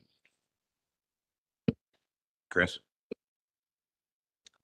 Thank you, Mr. Chair, and thank you, Adam, for thinking about this and thinking about a revision to this particular motion. I did have some brief conversations with other staff about membership by New England Council members on our APs. And I forgot to ask you, Eric, I don't think there's ever been a case where that has happened, has it? Where we have council members applying for like summer flounder scott black sea bass or bluefish. Do you remember? I mean, normally, Dr. Moore, council members don't sit on APs. They sit on the committees themselves. And I don't recall any council members trying to get on APs. And that, so thank you, Eric. So that's where we're at with staff. We don't think there is ever going to be an issue like that because, you know, council members sit on committees. They don't think about applying for APs. So I think from my perspective, we don't have to modify this. We can go forward with this. And if this council ever encounters a situation where there's an interest expressed by another council member to be on our council APs, we can address it then. If I'm still around, I would say it's not a good idea, but certainly it's something that the council could to discuss. So again, Adam, I appreciate you thinking about this, but I think this should cover it for our immediate needs. Thanks. So given that discussion, I'm going to refrain from offering anything additional and appreciate it. Thank you. All right. Mike Belisi? Yeah, thank you, Mr. Chairman. Just a point of information. So I had an opportunity. I spoke with Joe Cimino, who you guys know is the chair of the Atlantic States Marine Fisheries Commission. And being a member of the commission, he and I discussed the possibility of having this motion carried to ASMFC and allowing for some discussion around that with their policy board. Their policy board could in turn mirror something similar to this for the ASMFC so that we'd be in lockstep with one another. And I just wanted folks around the table to know I had that conversation, and we have our next meeting of the Atlantic States is in August before our council meeting. So maybe we'll be able to provide an update at that point. That's it. Thank you, Mr. Chairman. Thank you, Mike. Any further discussion? We now have a motion on the floor. Is there any objection to the motion? Seeing none. Any abstention to the motion? Seeing none, the motion passes by unanimous consent. And again, thank you to the committee chairs and Mary for getting all this out. And I guess Mary will now send out all the letters to everybody that's going to be appointed to the committees. Chris? So the actual steps are, we had the executive committee meeting. They approved the folks for the AP committees as a recommendation to you. So you'll get to look at the list, make a final decision. If you're good with what everyone agreed to at the meeting, we'll then have an OLE review of those folks that we don't know, see if there's any issues, and then if there aren't any, send the letters out. Also send letters out to the other folks that applied for the committees and were chosen to indicate that we appreciated them sending in applications and, you know, hope that they have continued interest in the Atlantic Council and committees. Thanks. Mike? Thank you, Wes. So Chris, you and I can talk about this offline. We'll have plenty of time today, sitting in the car, airplane. But I'm curious, the letter that goes out to those individuals that weren't selected, is there any, do you know off the top of your head if there's any information in there about contact information for the folks, maybe the state administrators in their states to reach out to, or has there, you know, personally, I saw a lot of interested Maryland stakeholders that wanted to participate. I don't have any background or know anything about a lot of the people who applied, and I'd be curious as to whether or not other states would, I'd like to reach out to them, and maybe we can do that offline. Maybe I can get their contact information from Mary, just to reach out and let them know if they have questions or they want to talk about how to get more involved in the future, who to call. So, yeah, thank you, Mr. Chair. So, yeah, certainly we can provide names of state individuals from states who expressed interest, didn't get on the AP for that very reason. Could also include something in the letter back to them that indicates you should, contact the state folks for, some additional opportunities or interest. And yeah, I think it's a good idea.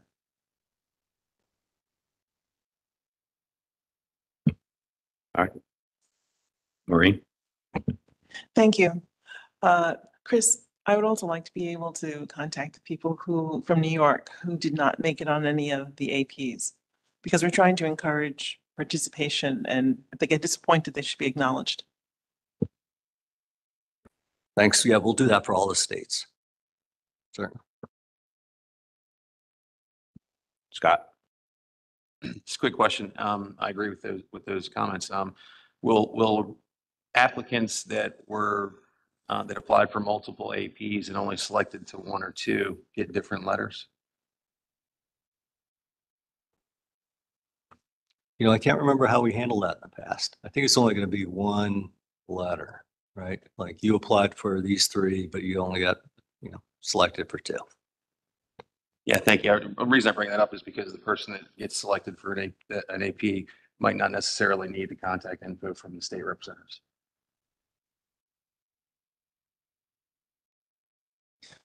Anything further? Michelle, you make me nervous. I saw your arm move. All right. With that, that concludes that. Let's move on to liaison reports. New England Council, Peter.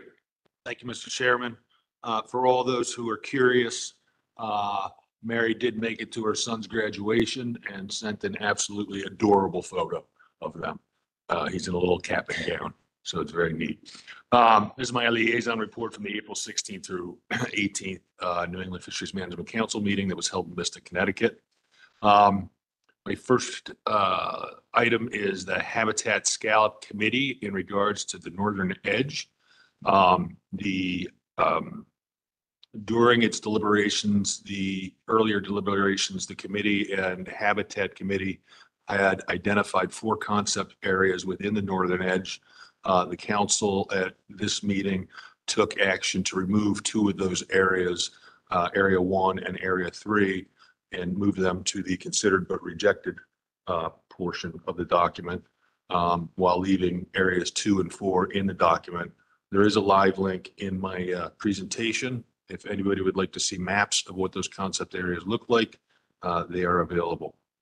My Monkfish Committee report. I'm not going to read through it. I'm just going to tell you that the New England Fishery Management Council mirrored what the Mid-Atlantic Fishery Management Council did, and the Monkfish Committee report has been submitted with identification of the preferred alternatives to NOAA fisheries. And there's a live link in that for that. Groundfish. The New England Fishery Management Council has agreed to develop a new amendment to the Northeast Multi-Species Groundfish Fishery Management Plan to incorporate 4 new Atlantic cod assessment units into the fishery management plan. The 4 new areas are Eastern Gulf of Maine cod, Western Gulf of Maine cod, including winter and spring spawners, Georges Bank cod under new assessment boundaries, and Southern New England cod. During the meeting in Mystic, the council determined that this will be a 2-phased approach and identified which measures would be included in phase 1 of the transition plan versus a longer list of items that would be developed under phase 2. And there's a live link in there for people that would like to read about these new cod stock areas. And that concludes my report. Thank you, Peter. Any questions or comments for Peter? Adam? So obviously, as my last in-person meeting, I feel obligated to draw this out as long as I can. No. Although Tony did help me with helped me with a presentation we're going to see before we go. No on that one either. Okay.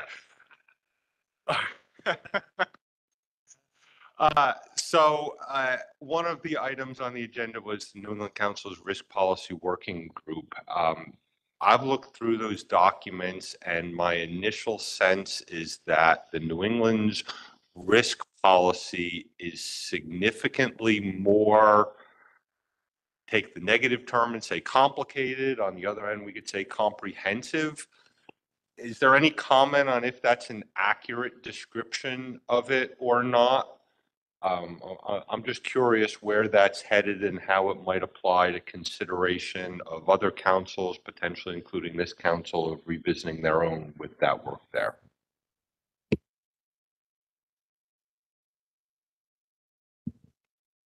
Brandon, do you have an answer for that?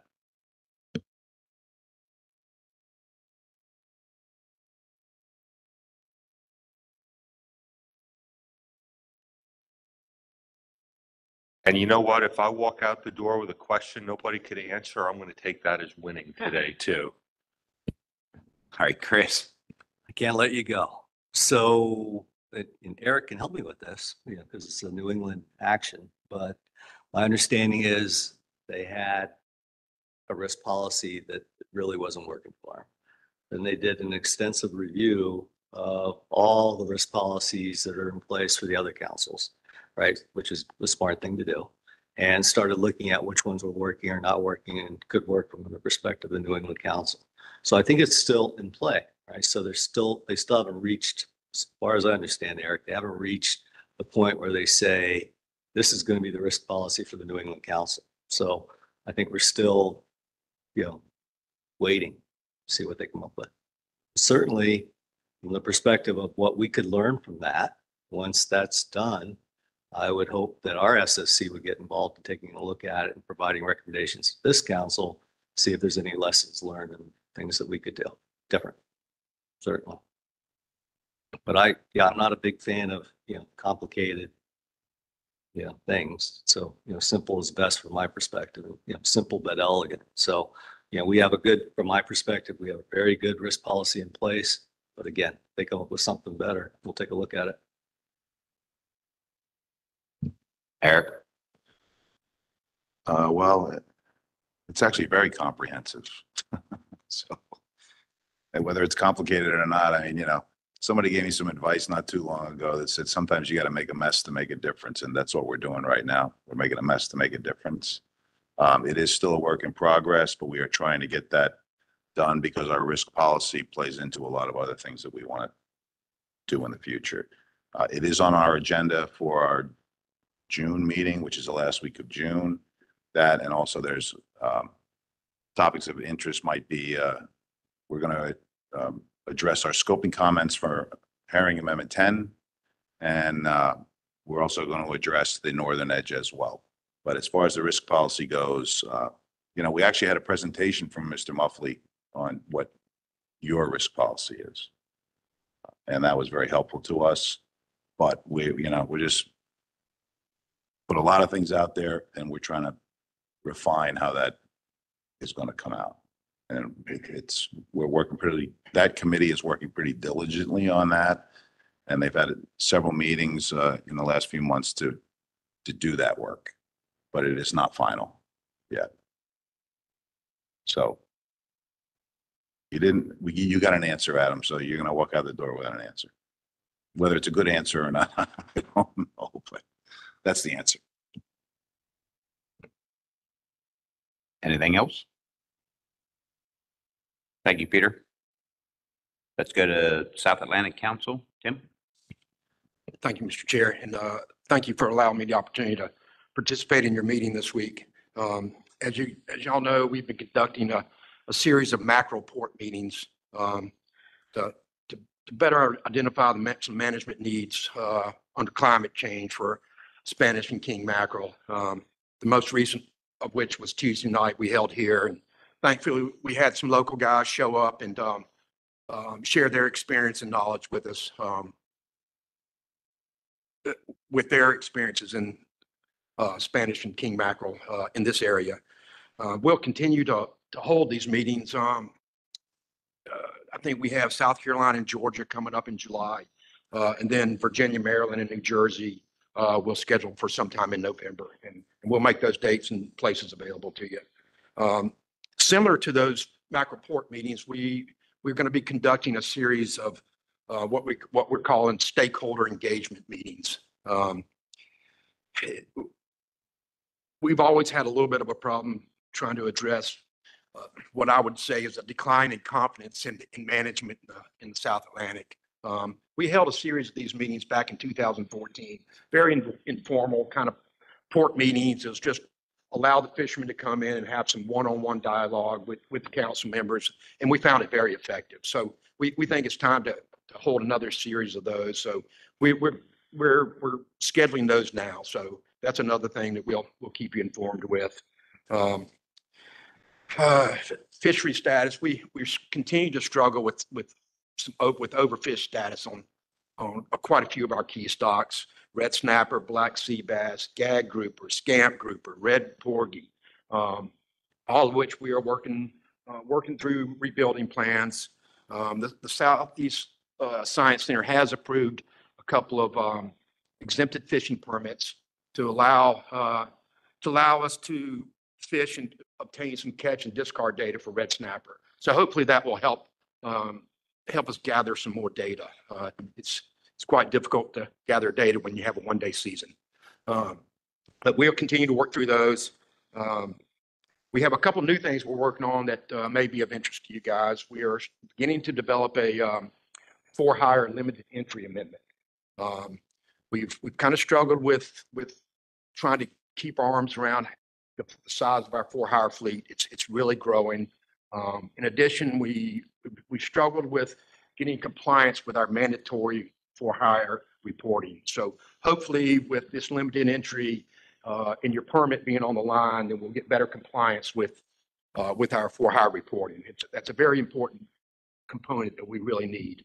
One of the other things that may be of interest to you guys, we have finished up testing our ropeless on-demand black sea bass pot gear. And it went very, very well. So we're now addressing some transit provisions to allow these pots to be transited and stored while moving through some closed areas. Right now, we didn't have any provision for how these pots would actually be stored and not considered usable. And that's really about it. Again, thank you for allowing me to be here this week. It's always a pleasure to come up here and participate. Thank you. Thank you, Tim. Any questions for Tim? Rich? Hey, thank you, Mr. Chairman. Thanks, Tim.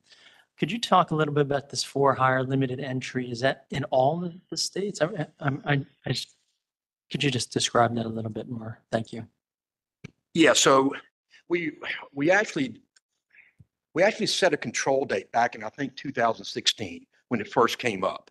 And it will be for all the species in all the states. So we revisited it. We set a new control date. I think the control date now is, I want to say it was December 23rd or something like that of last year. So we have a new control date.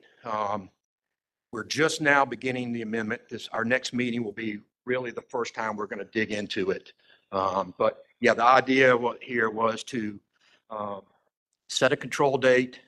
And after that date, you're not guaranteed a permit in the for-hire fishery. It's not only an effort to try to get better compliance with our reporting, but there seems to be an overriding concern that our for-hire fleet is not very professional, that it's willy-nilly, it's, people out there participating without permits. And we think this will help professionalize it some. And that's really the impetus for it, that reporting.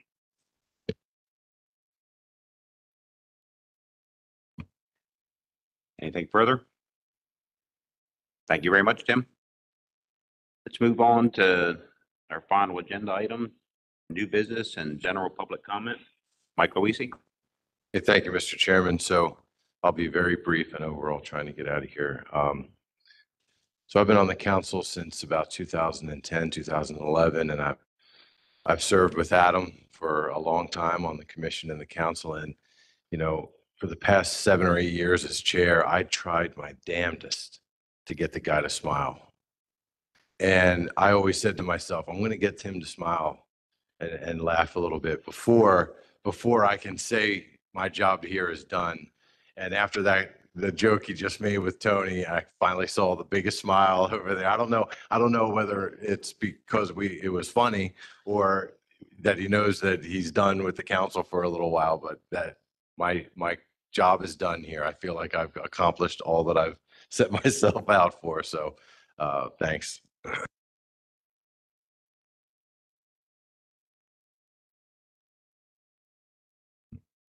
Anything else to bring before the council? Eric? Just thanks again for everything. That's it. Greg?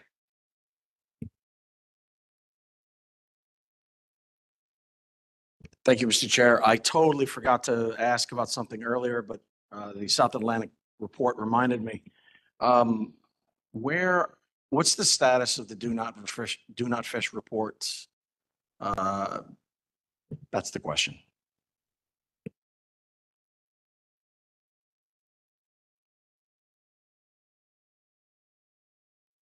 Thank you, Mr. Chair. I'll start and then Mike can fill in the details. It's did not fish reports.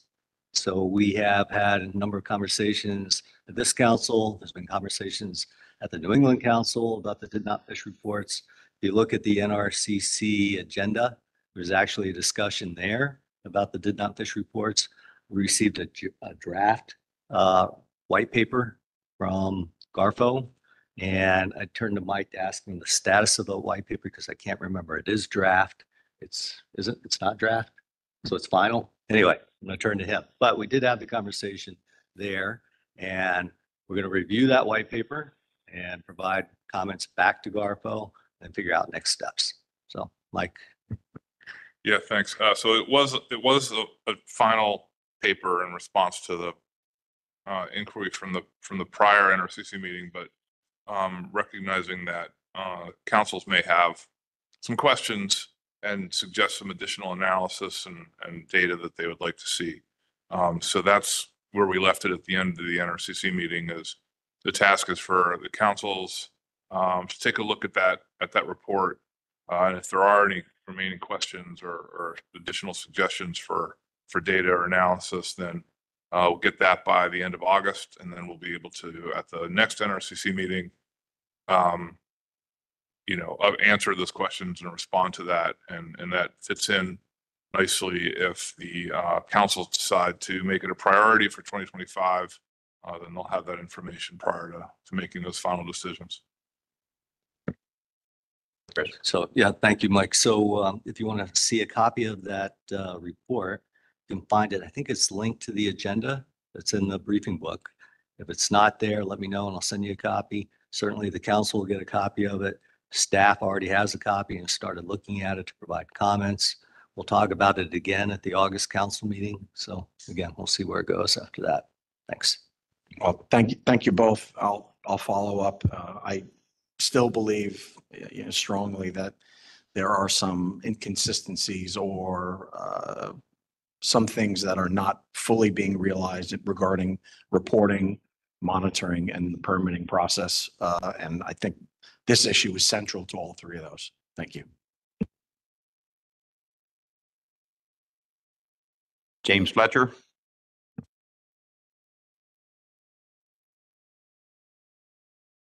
the question that I raised during the clam, how would the council rewrite, in other words, create a whole new plan for the ITQ in clams?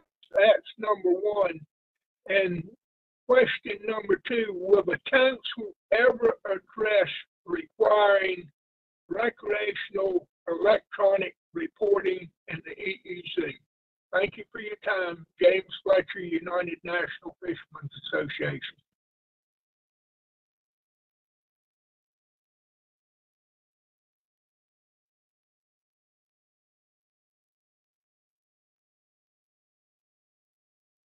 I mean, I think in response to the question about can the council completely rewrite an FMP? Yes. An amendment to an FMP can be a complete change in how the fishery is managed. You know, it could, and I don't think this is what you're suggesting necessarily, but it could take the ITQ fishery and make it a quota-based, you know, non-IFQ fishery. You know, thinking more recent and you know, some precedents, the New England Council in Amendment 13 took an effort-based days at sea fishery, the groundfish fishery, and turned it into you know, not an ITQ, but a quota-based, you know, access rights fishery with sectors. And that was a complete change in how the fishery was managed. So those opportunities exist within the amendment process, and the council is free to, you know, consider any and all changes that it wants to make to how a fishery is managed, as long as those, you know, resulting changes remain consistent with the Magnuson Act.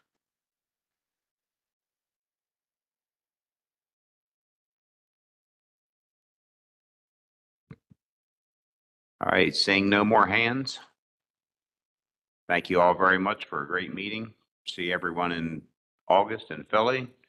Adam, Eric, and Sarah. Say after looking at you guys for 8 years, I will miss you at the next meeting.